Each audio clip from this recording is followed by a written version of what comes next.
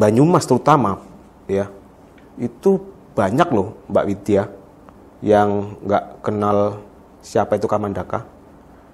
Mungkin tahu Kamandaka itu karena di jalan di dekat Kober itu namanya Kamandaka, atau mungkin ada warung di mana itu Kamandaka juga, warung mie ayam itu ada Kamandaka. Halo sedulur, balik maring acara Juguran. Oke, selamat siang saudara-saudara sekalian. Hari ini kita akan ketemu lagi dengan narasumber kita di acara Juguran dengan Ibu Widya. Beliau adalah dosen sastra Indonesia, kolega saya. Kita akan membicarakan tentang sebuah legenda di Banyumas. Nama legenda itu Kamandaka. Ya betul ya? Widya Kamandaka. Kamandaka. Iya, Kamandaka. Jadi nanti kita akan bertanya-tanya tentang Kamandaka karena kebetulan beliau penelitiannya adalah berkaitan dengan hal itu. Jadi mungkin masyarakat di Banyumas terutama ya, itu banyak loh Mbak Widya yang nggak kenal siapa itu Kamandaka. Iya. Mungkin tahu Kamandaka itu karena di jalan di dekat Kober itu namanya Kamandaka, atau iya. mungkin ada warung di mana itu Kamandaka juga, warung mie ayam itu ada Kamandaka. Nah, cuma sebenarnya Kamandaka kan sangat berarti lah di Banyumas kan, karena itu kaitannya dengan itu. Mungkin Mbak Wita punya jawabannya ini. Oh ya, sebelum masuk ke Kamandaka sebenarnya untuk tentang cerita Kamandaka itu sendiri Pak, sekarang udah mulai berkembang ya, nggak seperti dulu gitu. Jadi udah dari muatan lokal sendiri, setiap SD sekarang juga memasukkan unsur-unsur cerita dari Kamandaka itu sendiri. Waktu itu juga saya juga membuat ringkasan dari semua versi kayak gitu. Saya waktu itu donasikan ke pihak Taman Kaputren Taman Sarinya, dari juru kuncinya dianggap Desa Taman Sari itu juru kunci Pati Carangandul, itu juga antara ada turunannya Kamandaka, untuk didistribusikan ke sekolah-sekolah dasar dijadikan sebagai muatan lokal. Jadi waktu itu mandiri ya Pak, bukan dari penelitian universitas dan lain-lain, karena pas kebetulan waktu itu saya tertarik untuk meneliti Kamandaka dan itu juga jadi bahan skripsi saya. Dari situ saya pengen sampai nantinya saya harus tahu kayak gitu tentang Kamandaka lebih jauh lagi. Itu dari skripsi gitu. Ya? Dari skripsi saya Pak. Awalnya dari skripsi. Kenapa kok dari skripsi sudah pengen melihat Kamandakanya begitu tertarik banget, itu kenapa itu? Awalnya dulu karena di sastra Indonesia sendiri waktu saya masih jadi mahasiswa nggak ada yang meneliti tentang kearifan lokal. Ya, terus habis itu lebih banyak kan mengangkat cerita tentang novel, drama, puisi, pokoknya 3 genre sastra itu lah ya. Jadi saya pengen, apakah sastra hanya berhubungan dengan itu? Ternyata awalnya kayak gitu. Awalnya cuma kayak gitu. Oh, ternyata sastra klasik juga bisa diteliti. Gitu ya. Akhirnya saya mencari tahu tentang apa sih tentang sastra klasik yang menarik di Banyumas gitu. Kenapa pilihannya Kamandaka? Karena itu kaitannya dengan Kadipaten Pasir Luhur, dan satu-satunya yang ada kadipaten di Banyumas itu sendiri yaitu Pasir Luhur. Kalau dari arah barat yang kaitannya dengan Kerajaan Sunda. Kalau dari arah timur kan istilahnya ntar juga tetap kaitannya juga dengan Kadipaten Pasir Luhur lagi, tapi turunannya dari Brawijaya. Berarti Pasir Luhur itu asal mula Banyumas gitu apa? Iya, asal mula Banyumas dari ranah barat. Maksudnya dari ranah barat? Dari ranah barat karena itu menggabungkan antara Kerajaan Sunda dengan Pasir Luhur, yaitu kadipaten yang ada di Banyumas kayak gitu. Jadi ceritanya kayak gitu, ada salah satu versi yang mengatakan bahwa dulu Galuh yang tertua itu kan runtuh, sebagian itu lari ke arah timur. Lah yang lari ke arah timur dia berhenti ada yang di Banyumas itu dan mendirikan sebuah kadipaten yaitu Kadipaten Pasir Luhur.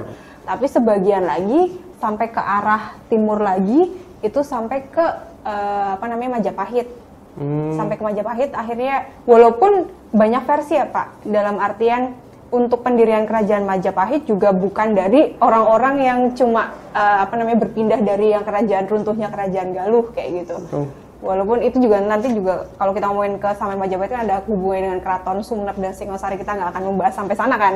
Kita hanya fokus sampai Singosari, sampai sebelum Majapahit berarti? Iya. Untuk pendiriannya Kerajaan Majapahit kan itu dari yang Singosari dan Keraton Sumenep, beberapa dari Keraton Sumenep. Pas kebetulan dari keturunan ayah saya masih keturunan Keraton Sumenep. Dari ibu saya masih keturunan Kadipaten Pasir Luhur. Kayak gitu Pak. Jadi saya mendapatkan dua cerita selain dari versi yang saya meneliti sendiri, saya mencari loh Pak, dari turun-temurun keluarga saya, dari pihak ayah dan dari pihak ibu. Tadi Mbak Widya mengatakan bahwa di Pasir Luhur, di legenda Kamandaka itu ada berbagai variasi ya. Iya, variasi naskah. Nah, yang muncul di dalam masyarakat itu kadang-kadang kan lebih cenderung kepada variasi tertentu, ya kan? Pertanyaan saya, ketika yang ada di masyarakat itu, menurut penelitiannya Mbak Widya itu jauh dari variasi-variasi itu, atau mungkin dia memilih dari salah satu variasi itu? Kalau menurut saya mungkin memilih dari salah satu variasi yang saya teliti, tapi variasi tersebut kan istilahnya ada istilahnya kayak misalkan dianggap sesepuh gitu lah, yang dianggap itu bahwa oh iya itu ceritanya dapetnya dari sesepuh setempat kayak gitu. Terus apalagi misalkan sekarang yang didistribusikan di sekolah-sekolah, misalkan contoh yang ada muatan lokal di daerah Desa Pasir kayak gitu, yang saya ketahui untuk 5 tahun terakhir yang pakai versi yang saya buat. Versi yang buat saya menggabungkan dari berbagai versi yang ada gitu. Tapi kalau kita berkembang dari istilahnya versi yang tertua, rata-rata itu merujuknya dari versi yang Knebel. Yang versi Knebel itu yang waktu itu tuh dari versi Belanda. Oh, dari versi Belanda. 1800-an. Berarti itu naskahnya masih ada yang versi Knebel itu ada di Leiden kalau nggak salah Pak. Kalau aslinya di sini nggak ada. Tapi kalau di sini istilahnya kayak dari ringkasan ceritanya ada. Tapi kalau versi naskah aslinya nggak tersimpan di sini. Tapi yang pasti berarti kan Kamandaka itu adalah suatu personal yang ada ya, dari catatan sejarah. Ya makanya tadi saya bilang walaupun itu sebuah legenda itu kan bagian dari sejarah. Tapi misalnya contohnya kayak gini Pak, Kerajaan Singosari, kita tahu dengan Ken Arok. Ken Aroknya kan sosoknya ada, tapi cerita Ken Arok kenapa menjadi legenda? Karena itu mendapatkan bumbu-bumbu cerita.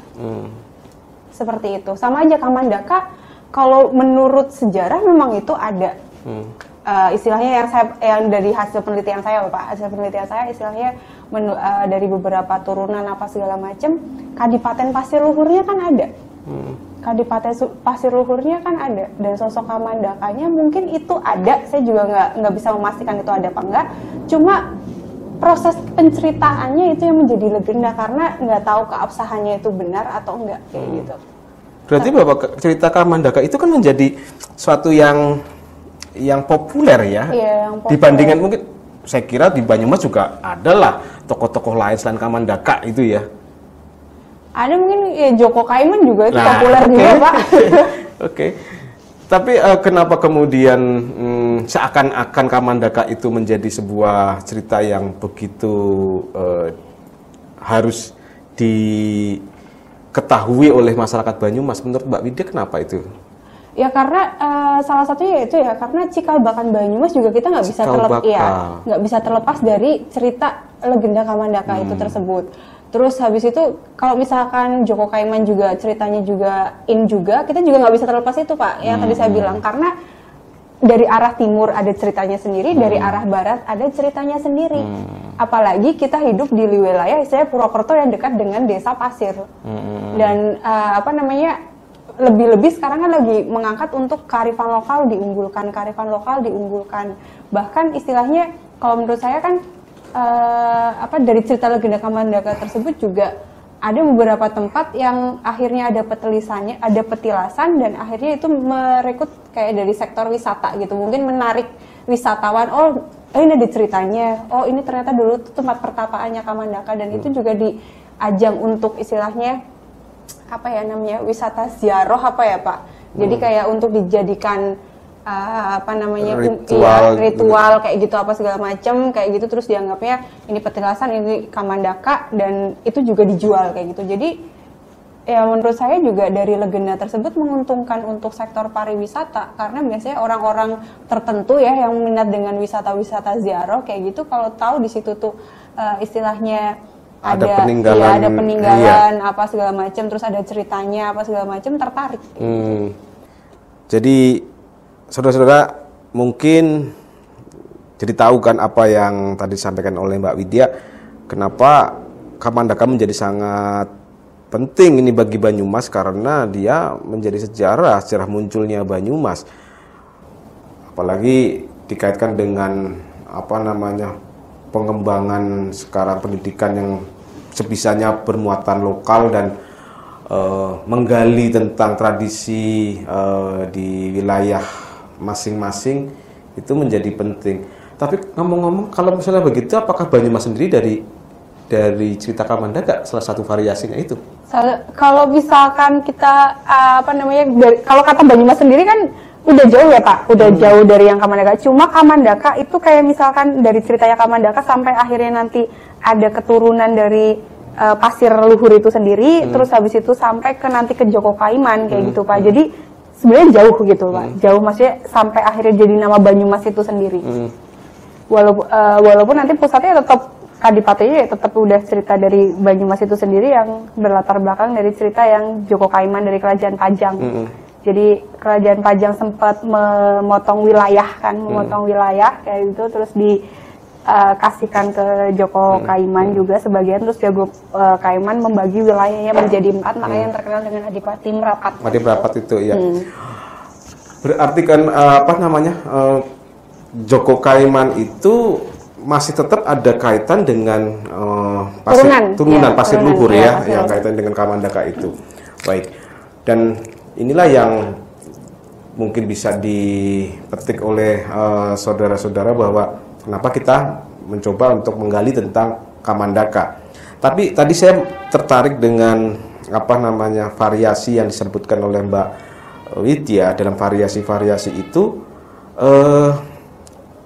apakah memang ada hubungan dengan beberapa nama ya, atau beberapa tempat yang notabene-nya itu sangat dikenal di Purwokerto, atau mungkin daerah yang dikenal di Purwokerto, itu memang di variasi-variasi itu muncul seperti itu? Muncul, ada Pak nama-namanya, istilahnya tempat kayak misalkan bertemunya tadi ya, perkelahiannya misalnya contoh perkelahiannya si Kamandaka dengan adiknya yang Siliwarni, itu di atas batu besar kayak gitu, lalu si Kamandaka menyuarakan bahwa dia tuh adalah Banyak Catra.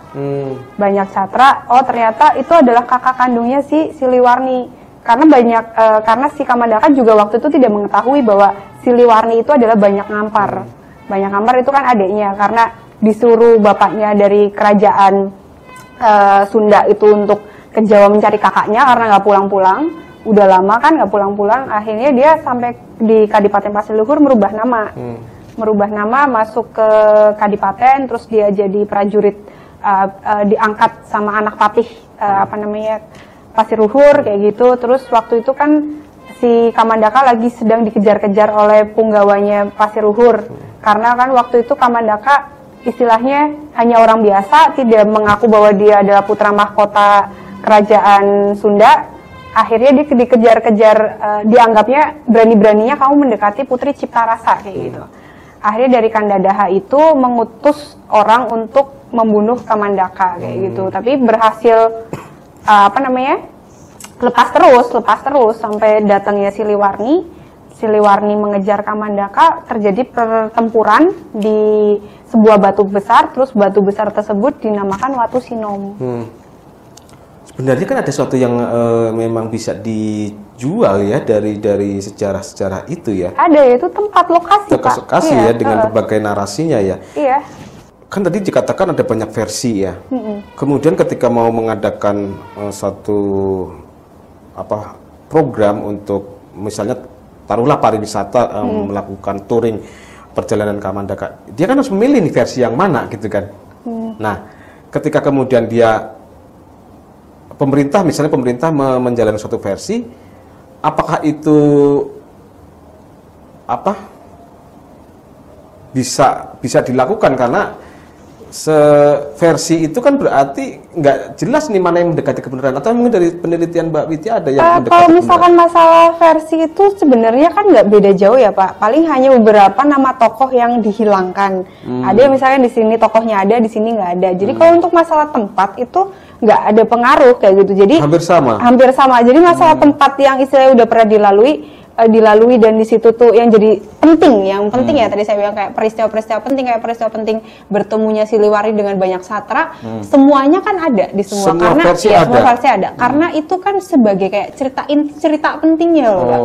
Berarti di semua versi itu semuanya ada untuk yang tempat-tempat yang di inti pentingnya itu ada, dan itu kan kita kan nggak harus ngambil semua per detail, misalkan jadi wisata perjalanan sejarah itu tempatnya ini satu kan enggak Pak. Jadi kita ngambil yang dari pokok tempat-tempat yang dianggap penting dari cerita tersebut. Dan dari tempat-tempat itu jelas memiliki cerita. Iya, jelas memiliki cerita tersendiri. Ya. Dan cerita itu ada variasinya enggak?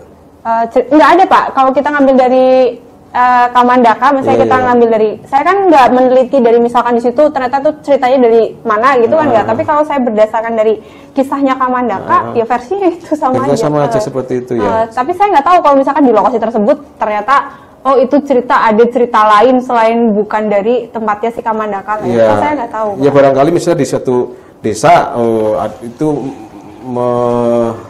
mengandung cerita tentang Kamandaka, tapi ada cerita lain yang juga berkaitan dengan Kamandaka tapi berbeda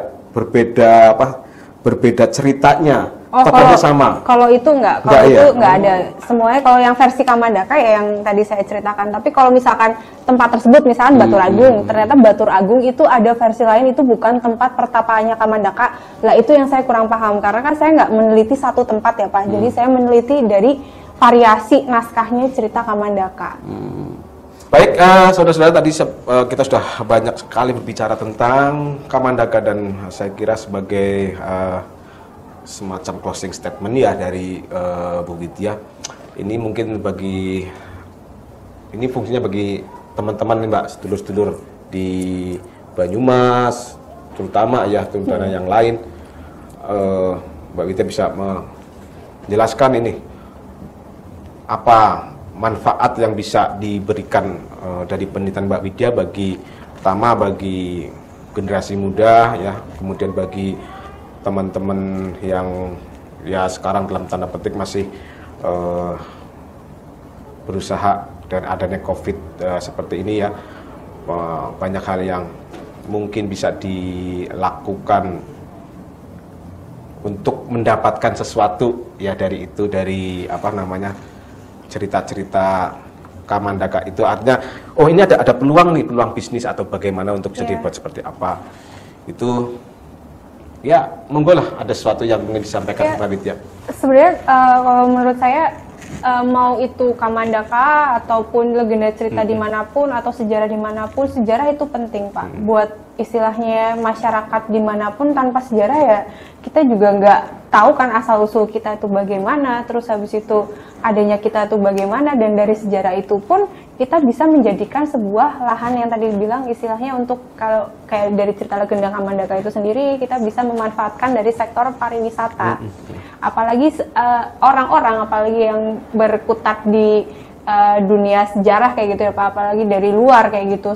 Ada beberapa teman saya juga yang jauh-jauh ke sini cuma pengen tahu tentang Masjid Saka Tunggal kayak gitu. Jadi kan bahwa sejarah itu penting dan orang-orang luar juga banyak yang menikmati itu dan ingin tahu itu.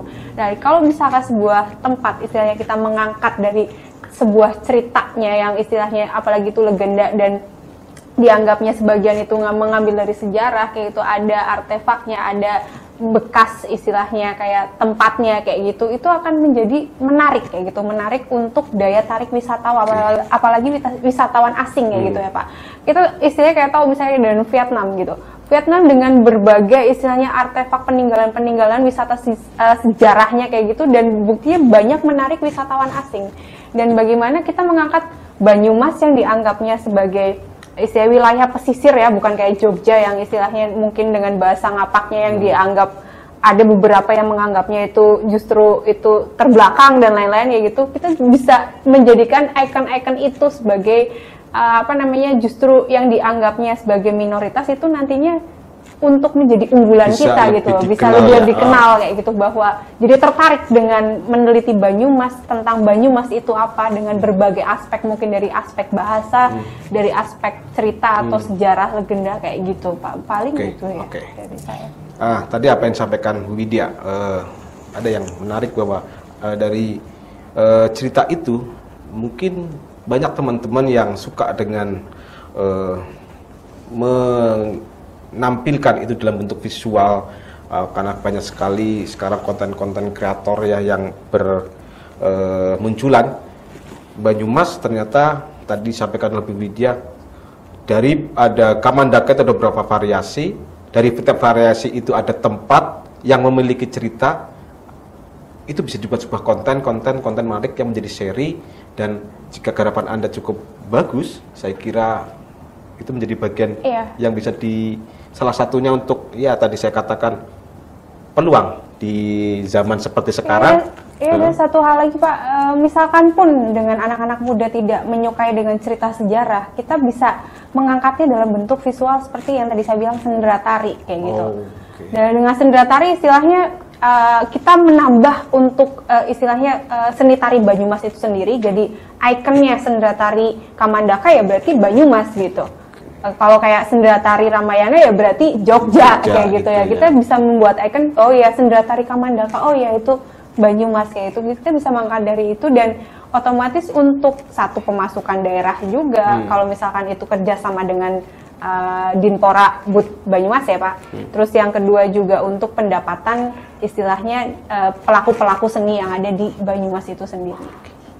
Baik, saya kira panjang sekali kan kalau saya teruskan ini tetap akan 1 minggu ini kita ngobrol tentang itu ya. Dan tadi prinsipnya bahwa monggo silakan, tadi penelitiannya Mbak Widya itu mungkin bisa menjadi salah satu inspirasi bagi Anda untuk bisa dikembangkan lagi dalam berbagai hal. Kalau kaitan dengan pendidikan juga bisa dijadikan satu referen. Minggu depan kita akan ketemu lagi dengan narasumber yang baru dari dosen-dosen di Universitas Jenderal Sudirman, dan kita akan bisa gali apa yang mereka teliti selama ini. Demikian dari saya, dan terakhir Kelilan.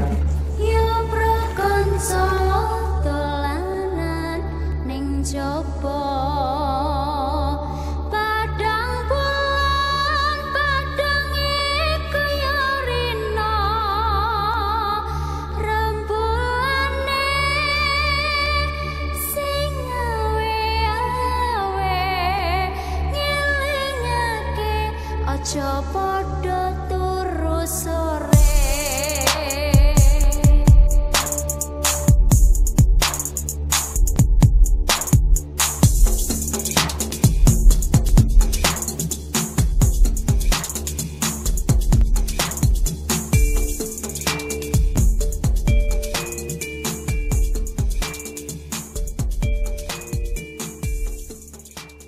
Banyumas terutama ya, itu banyak loh Mbak Widya yang nggak kenal siapa itu Kamandaka.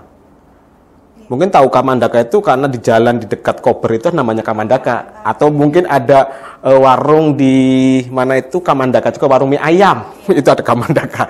Halo sedulur, balik maring acara Juguran. Oke, selamat siang saudara-saudara sekalian. Hari ini kita akan ketemu lagi dengan narasumber kita di acara Juguran dengan Ibu Widya. Beliau adalah dosen sastra Indonesia, kolega saya. Kita akan membicarakan tentang sebuah legenda di Banyumas. Nama legenda itu Kamandaka. Ya, betul ya? Widya, Kamandaka. Kamandaka. Iya, Kamandaka. Jadi nanti kita akan bertanya-tanya tentang Kamandaka karena kebetulan beliau penelitiannya adalah berkaitan dengan hal itu. Jadi mungkin masyarakat di Banyumas terutama ya, itu banyak loh Mbak Widya yang nggak kenal siapa itu Kamandaka. Iya. Mungkin tahu Kamandaka itu karena di jalan di dekat Kober itu namanya Kamandaka. Kamandaka, Atau iya. mungkin ada warung di mana itu Kamandaka juga, warung mie ayam. Iya. Itu ada Kamandaka. Nah, cuma sebenarnya Kamandaka kan sangat berarti lah di Banyumas kan, karena itu kaitannya dengan itu. Mungkin Mbak Wita punya jawabannya ini. Oh ya, sebelum masuk ke Kamandaka sebenarnya untuk tentang apa namanya cerita Kamandaka itu sendiri Pak sekarang udah mulai berkembang ya, nggak seperti dulu gitu. Jadi udah dari muatan lokal sendiri, setiap SD sekarang juga memasukkan unsur-unsur cerita dari Kamandaka itu sendiri. Waktu itu juga saya juga membuat ringkasan dari semua versi kayak gitu. Saya waktu itu donasikan ke apa namanya pihak Taman Kaputren Taman Sarinya, dari juru kuncinya dianggap Desa Taman Sari itu juru kunci Pati Carangandul itu juga antara ada turunannya Kamandaka untuk didistribusikan ke sekolah-sekolah dasar dijadikan sebagai muatan lokal. Jadi waktu itu mandiri ya Pak, bukan dari penelitian universitas dan lain-lain, karena pas kebetulan waktu itu saya tertarik untuk meneliti Kamandaka dan itu juga jadi bahan skripsi saya. Dari situ saya pengen sampai nantinya saya harus tahu kayak gitu tentang Kamandaka lebih jauh. Itu dari skripsi gitu. Ya? Dari skripsi saya Pak. Awalnya dari skripsi. Kenapa kok dari skripsi sudah pengen melihat Kamandakanya begitu tertarik banget, itu kenapa itu? Awalnya dulu karena di sastra Indonesia sendiri waktu saya masih jadi mahasiswa nggak ada yang meneliti tentang kearifan lokal. Ya, terus habis itu lebih banyak kan mengangkat cerita tentang novel, drama, puisi, pokoknya 3 genre sastra itu lah ya. Jadi saya pengen apakah sastra hanya berhubungan dengan itu? Ternyata awalnya ya gitu. Awalnya cuma kayak gitu. Oh, ternyata sastra klasik juga bisa diteliti. Gitu ya. Akhirnya saya mencari tahu tentang apa sih tentang sastra klasik yang menarik di Banyumas gitu. Kenapa pilihannya Kamandaka? Karena itu kaitannya dengan Kadipaten Pasir Luhur dan satu-satunya yang ada kadipaten di Banyumas itu sendiri yaitu Pasir Luhur. Kalau dari arah barat yang kaitannya dengan Kerajaan Sunda. Kalau dari arah timur kan istilahnya ntar juga tetap kaitannya juga dengan Kadipaten Pasir Luhur lagi, tapi turunannya dari Brawijaya.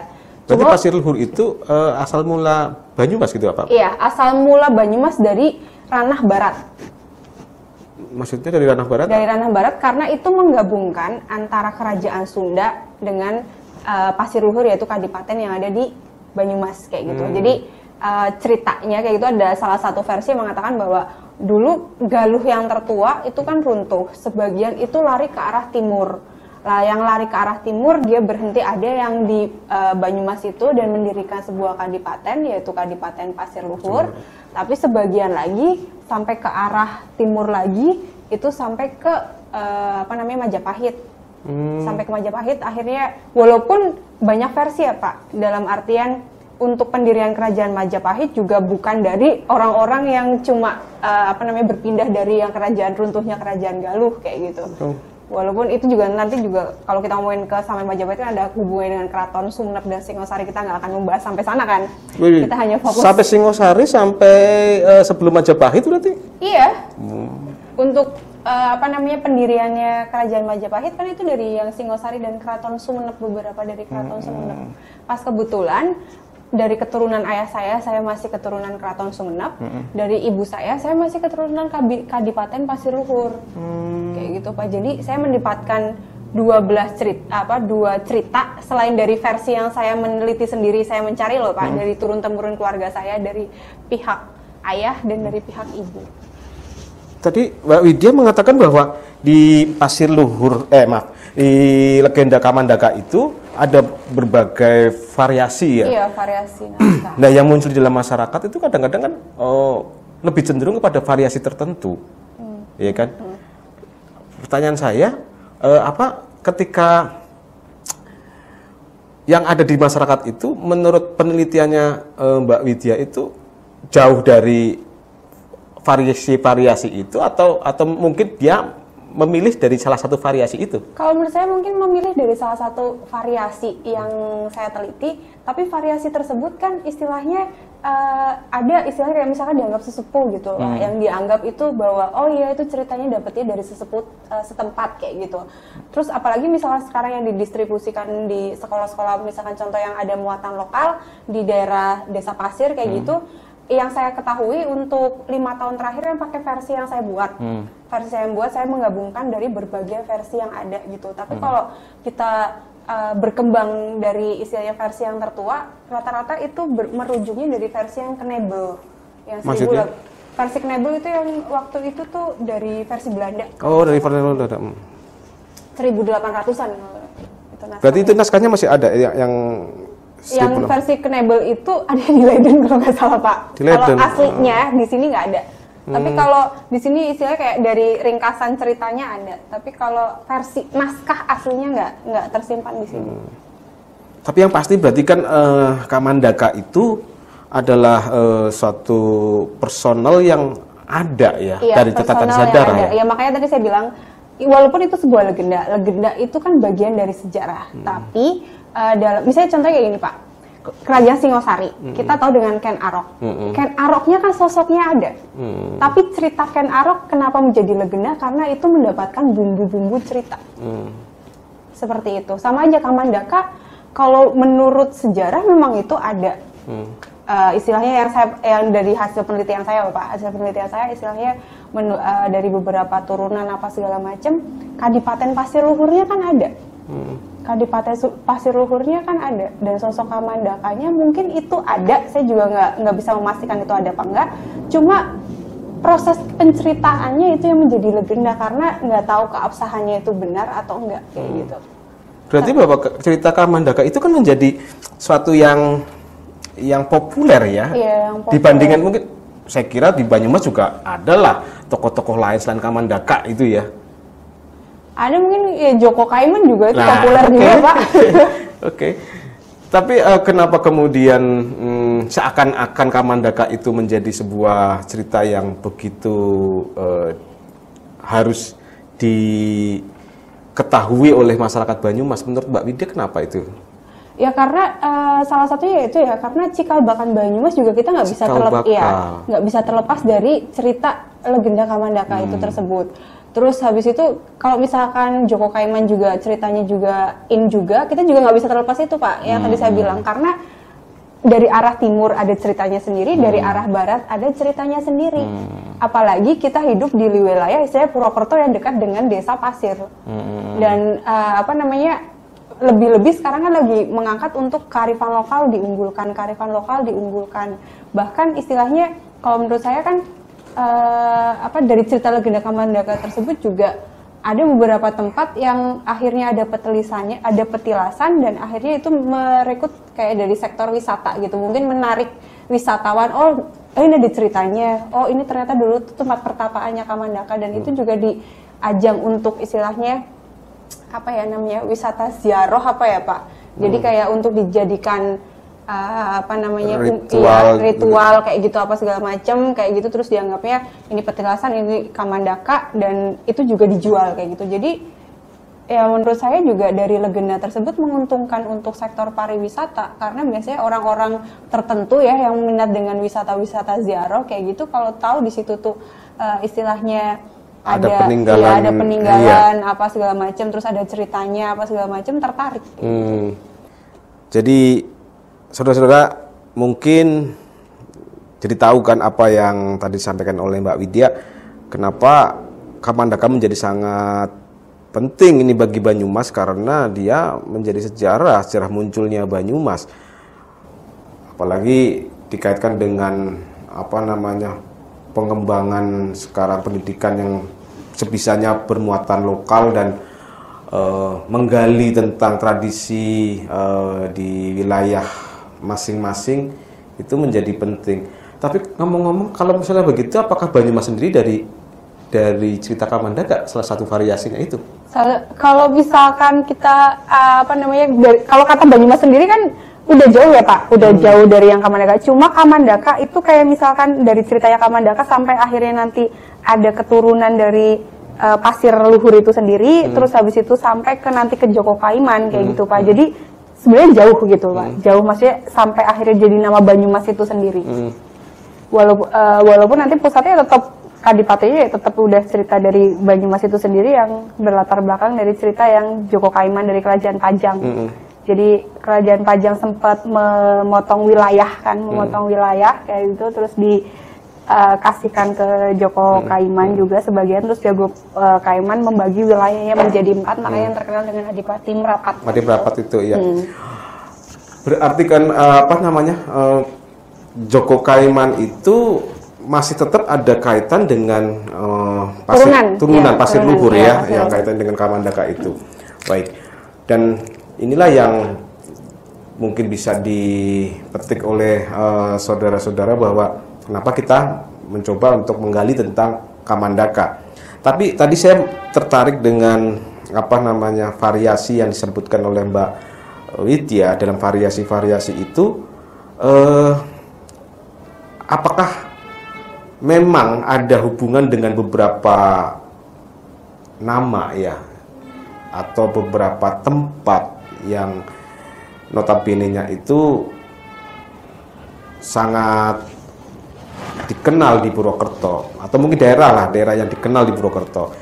Itu memang di variasi-variasi itu muncul seperti itu. Muncul ada Pak nama-namanya, istilahnya tempat kayak misalkan bertemunya tadi ya, perkelahiannya misalnya contoh perkelahiannya si Kamandaka dengan adiknya yang Siliwarni. Itu di atas batu besar kayak gitu, lalu si Kamandaka menyuarakan bahwa dia tuh adalah Banyak Catra. Banyak Catra, oh ternyata itu adalah kakak kandungnya si Siliwarni. Karena si Kamandaka juga waktu itu tidak mengetahui bahwa Siliwarni itu adalah Banyak Ngampar. Banyak Ngampar itu kan adiknya, karena disuruh bapaknya dari kerajaan Sunda itu untuk ke Jawa mencari kakaknya karena nggak pulang-pulang. Udah lama kan nggak pulang-pulang, akhirnya dia sampai di Kadipaten Pasir Luhur merubah nama.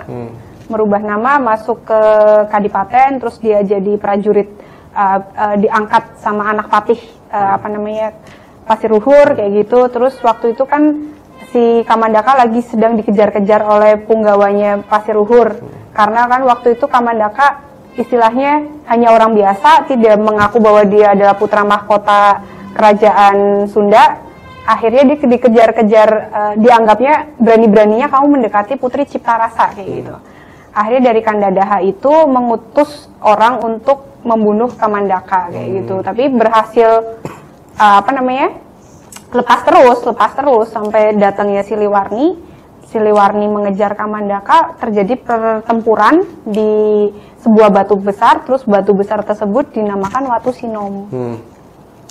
Sebenarnya kan ada sesuatu yang memang bisa dijual ya dari sejarah-sejarah itu ya. Ada, itu tempat lokasi Pak. Lokasi ya, dengan berbagai narasinya ya. Iya.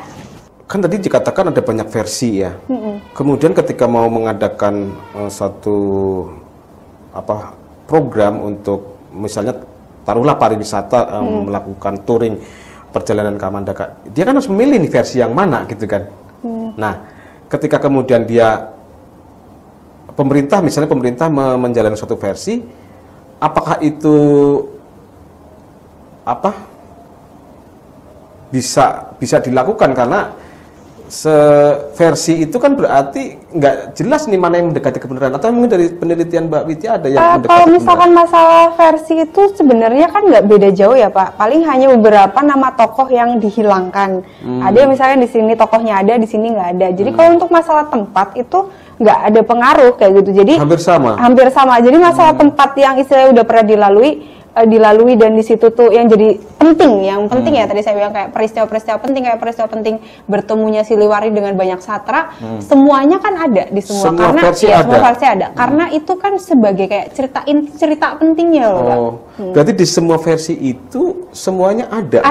Ada untuk yang tempat-tempat yang di inti pentingnya itu ada, dan itu kan kita kan nggak harus ngambil semua per detail, misalkan jadi wisata perjalanan sejarah itu tempatnya ini satu-satu kan enggak Pak. Jadi kita ngambil yang dari pokok tempat-tempat yang dianggap penting dari cerita tersebut. Dan dari tempat-tempat itu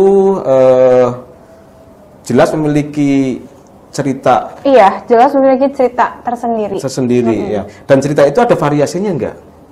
Enggak ada Pak. Kalau kita ngambil dari Kamandaka, misalnya kita ngambil dari, saya kan nggak meneliti dari misalkan di situ ternyata tuh ceritanya dari mana gitu kan nggak, tapi kalau saya berdasarkan dari kisahnya Kamandaka, ya versinya itu sama aja seperti itu ya. Tapi saya nggak tahu kalau misalkan di lokasi tersebut ternyata oh itu ada cerita lain selain bukan dari tempatnya si Kamandaka. Iya. Saya nggak tahu. Ya barangkali misalnya di suatu desa itu mengandung cerita tentang Kamandaka, tapi ada cerita lain yang juga berkaitan dengan Kamandaka, tapi berbeda ceritanya. Tokohnya sama. Kalau itu nggak ada. Semuanya kalau yang versi Kamandaka ya yang tadi saya ceritakan. Tapi kalau misalkan tempat tersebut misalkan Batur Agung, ternyata Batur Agung itu ada versi lain, itu bukan tempat pertapaannya Kamandaka. Lah itu yang saya kurang paham karena kan saya nggak meneliti satu tempat ya Pak. Jadi saya meneliti dari variasi naskahnya cerita Kamandaka. Baik, saudara-saudara, tadi kita sudah banyak sekali berbicara tentang Kamandaka dan saya kira sebagai semacam closing statement ya dari Bu Widya. Ini mungkin ini fungsinya bagi teman-teman nih Mbak, sedulur-sedulur di Banyumas, terutama yang lain. Mbak Widya bisa menjelaskan ini apa manfaat yang bisa diberikan dari penelitian Mbak Widya pertama bagi generasi muda ya, kemudian bagi teman-teman yang ya sekarang dalam tanda petik masih berusaha dan adanya COVID seperti ini ya, banyak hal yang mungkin bisa dilakukan untuk mendapatkan sesuatu ya dari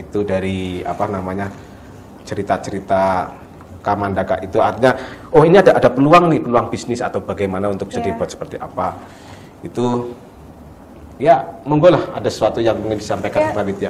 Sebenarnya kalau menurut saya mau itu Kamandaka ataupun legenda cerita dimanapun atau sejarah dimanapun, sejarah itu penting Pak. Buat istilahnya masyarakat dimanapun, tanpa sejarah ya kita juga nggak tahu kan asal usul kita itu bagaimana, terus habis itu adanya kita itu bagaimana, dan dari sejarah itu pun kita bisa menjadikan sebuah lahan yang tadi bilang istilahnya untuk, kalau kayak dari cerita legenda Kamandaka itu sendiri, kita bisa memanfaatkan dari sektor pariwisata.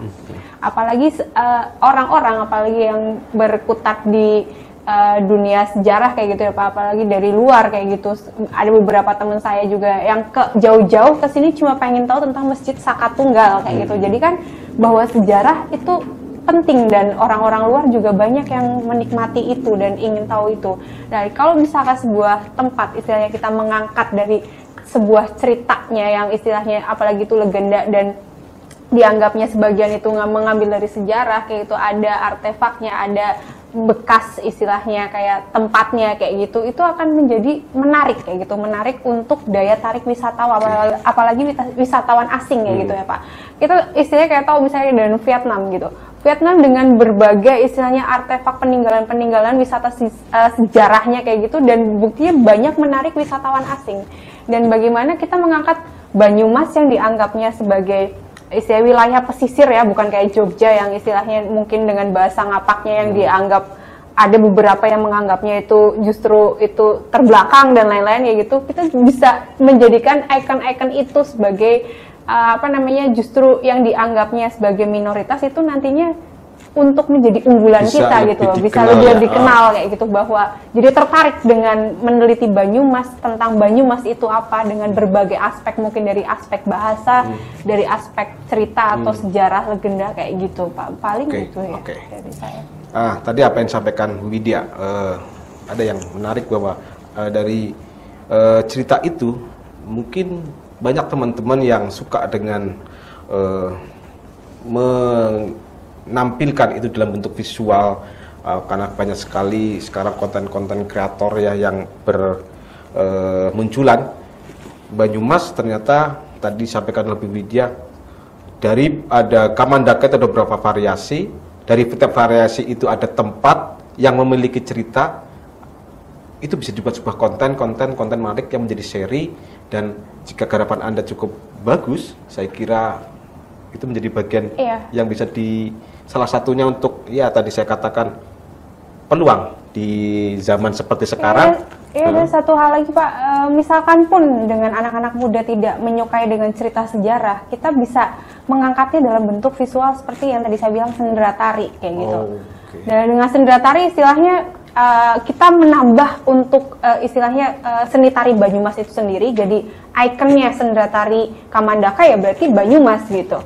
Kalau kayak sendera tari Ramayana ya berarti Jogja kayak gitu ya. Kita bisa membuat ikon, oh ya sendera tari Kamandaka, oh ya itu Banyumas kayak itu. Kita bisa mengangkat dari itu dan otomatis untuk satu pemasukan daerah juga. Kalau misalkan itu kerjasama dengan Dinpora Bud Banyumas ya Pak.